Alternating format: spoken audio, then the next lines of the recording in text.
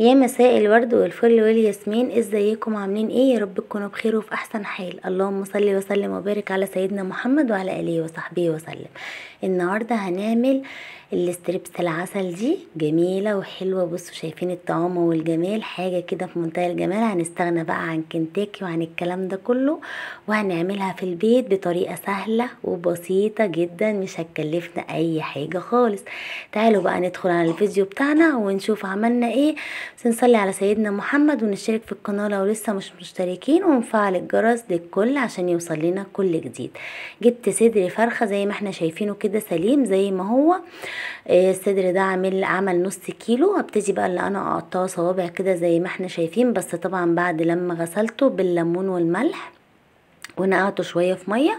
وبعدين ابتديت اللي انا اقطعه صوابع كده زي ما احنا شايفين، بس اهم حاجه ما تبقاش معاكي تخينه قوي، وبرده في نفس الوقت ما تبقاش رفيعه قوي.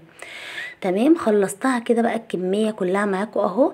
طبعا انا عايزه اقول لكم انا عملتها قبل كده. تمام، هبتدي بقى اللي انا اجيب بوله واحط دول 3 اكياس من الكاتشب، ولو ما عندكيش كاتشب عادي ده اختياري مش اجباري. تمام، هنبتدي بقى نحط 3 اكياس كاتشب، بس بصراحه بيدوها طعم حلو. التوابل بقى معانا توم باودر، من كل حاجه كده معلقه صغيره. وده زعتر، الزعتر لازم تحطيه وتفركيه كده عشان يديكي طعم وريحه حلوه. خلاص، من كل حاجه معلقه صغيره، وبصل باودر، وكمان هحط كاري برضو معلقه صغيره، وملح. التوابل دي بتخلي الاستريبس بالظبط تمام زي بره. وكمان شوية جنزبيل صغيرين، بس الجنزبيل مش هنحط معلقة. وهنبتدي نحط بهارات فراخ، وهحط بابريكا. الجنزبيل هنحط رشة بس كده صغيرة، ربع معلقة. وهحط كمان كركم، برضو الكركم نص معلقة كده صغيرة. خلاص، هقلب بقى كل ده كده مع بعضه. وبعد كده هبتدي بقى ان انا استغنى على المضرب خالص، عشان خاطر ايه؟ انا مش بحب ان انا مش هينفع يعني ان هي تتعمل بالمضرب، لازم معلقة. وبعدين كمان دلوقتي جبت بقى الفراخ بتاعتي، لازم تكون الفراخ متصفية من المية كويس جدا. دلوقتي برضو هبتدي ان انا اشتغل كده بايدي. عايزاكم تدعوا لبنتي ان ربنا يشفيها شفاء لا يغادر سقما، لان هي تعبانه جدا. ربنا يشفيها ويعافيها يا رب، ويشفي كل عيان وكل مريض. خلصت بقى الكميه وحطيتها في التلاجة. وبعدين هبتدي بقى احط الغلاف التاني اللي هو ايه، كوبايه دقيق ومعلقتين من النشا كبار ومعلقه بيكنج باودر صغيره. وبعدين بقى نفس التوابل اللي حطيناها في الاول هنبتدي ان احنا نحطها تاني، بس طبعا من غير ايه، من غير الكاتشب. تمام كده. وهبتدي برضو احط الزعتر، وحطيت الكاري والثوم والبصل، كله هحطه اللي انا حطيته في الاول، ما تشيليهوش لانك هتحطيه تاني على الكفر اللي هو التاني ده. تمام، هبتدي بقى اللي انا اقلب برضو كل ده كده مع بعضه بعد ما هخلص. وبعدين هبتدي ان انا اجيب ميه واحط كده بالتدريج. طبعا مش هنحط الكوبايه دي كلها، هحط كده بالتدريج لحد ما يبقى عامل معايا زي البنكيك كده بالظبط. تمام، وخلاص كده هكون بقى استكفيت. زي ما قلت لكم انا عملت الوصفه دي قبل كده على القناه، بس بصراحه حسيت ان هي ما اتشافتش، او ان انا ما عرفتش ان اوصف فيها كويس. بس بصراحه هي جميله جدا جدا.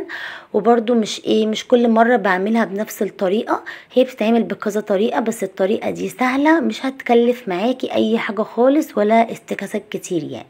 هنجيب بقى الستريبس بتاعتنا ونحطها في الخلطه دي ونقلبها، وهحطها في التلاجة كده في حدود ساعة. طبعا حطيناها الاول في التلاجة نص ساعة او ساعة زي ما تحبي، هي كل ما بتقعد في التتبيلة بتكون افضل. ممكن نحطها ساعة لو مستعجلة، وممكن تبيتيها لو مش مستعجلة. الغلاف بقى الاخير يا ستي، هنجيب كوباية دقيق ونص كوباية نشا، وبرده معلقة من البيكنج باودر، وهنحط توم باودر بس كده، هو ده اللي هنحطه. وهبتدي ان انا اقلب كل ده مع بعضه، واجيب بقى الستريبس بتاعتي الحلوة، وابتدي ان انا اطلعها من الغلاف كده. اهم حاجه بس ايدي ما يكونش فيها عجينه عشان خاطر اعرف ان انا اقلب. بصي بتقلبي وبتنفضي كده، بتضغطي بسيط، وبعدين بتبتدي ان انت تنفضي بحيث ان هي تعمل تجاعيد كده في الحته معانا. تمام، صلي على سيدنا محمد عليه افضل الصلاه والسلام، ونخبط اللايك عشان اللايك ما بيكهربش. وهنبتدي ان احنا نحط بقى الكميه بتاعتنا كده كلها، ونحطها في طبق وتحطيها بس في الفريزر شويه، وممكن ما تحطيهاش عادي لو مستعجله اقلي على طول. وهنا معانا زيت سخن، وهبتدي بقى ان انا انزل بالكميه اللي انا حباها. انا عملت طاستين بس، ما عملتش الكميه كلها، بقيت الكميه بشيلها في الفريزر او في التلاجة، بس الافضل في الفريزر. وقبل ما بعملها بطلعها تفك شويه وبعدين بحطها. ليه؟ علشان خاطر تكون كده حلوه معايا ومتماسكه، ما يفكش الغلاف من عليها، بتبقى جميله جدا. زي ما قلت لكم ما عملتش الكميه كلها. بصوا شايفين شكلها عامل ازاي؟ اللهم صل على سيدنا محمد. جميله وريحتها قلب البيت. يعني جربوها بالطريقه دي، سهله اهي وما فيهاش اي حاجه. وممكن تستغني عن اي توابل مش عندك عادي جدا. بصوا شايفين بقى الجمال؟ عظمه عظمه عظمه. طبعا معلش بقى اذا كنت انا مش فايقه ورايقه كده زي كل فيديو، لان فعلا بنتي تعبانه بجد ويعني الحمد لله على كل حال. وكل اللي يجيبه ربنا. خلي بالكم من عيالكم، ربنا يشفي كل عيان وكل مريض ويعافينا يا رب، اللهم امين. كده بعد ما خلصت اهي الستريبس بتاعتنا، انا برضو كنت عاملاها، كانت طلبها، عملت جنبها شويه بطاطس كده. بس هي برضو ما كلتش والله، والحمد لله على كل حال. بصوا شايفين شكلها من جوه عامل ازاي؟ بصوا بقى اسمعوا الجمال. جميله جدا جدا جدا. شكلها حلو وطعمها كان احلى، والطريقة بتاعتها سهلة وجميلة، مش هتكلفك حاجة خالص، كل حاجة من البيت. بس بقى كده يا ستي، وده كان الفيديو بتاعنا، وانا استكفيت ان انا عملت جنبها بطاطس. ولو عجبك الفيديو ما تنسيش اللايك والشير والسبسكرايب عشان يوصلكوا كل جديد. ودعوة حلوة من القلب، واقول لكم السلام عليكم ورحمة الله.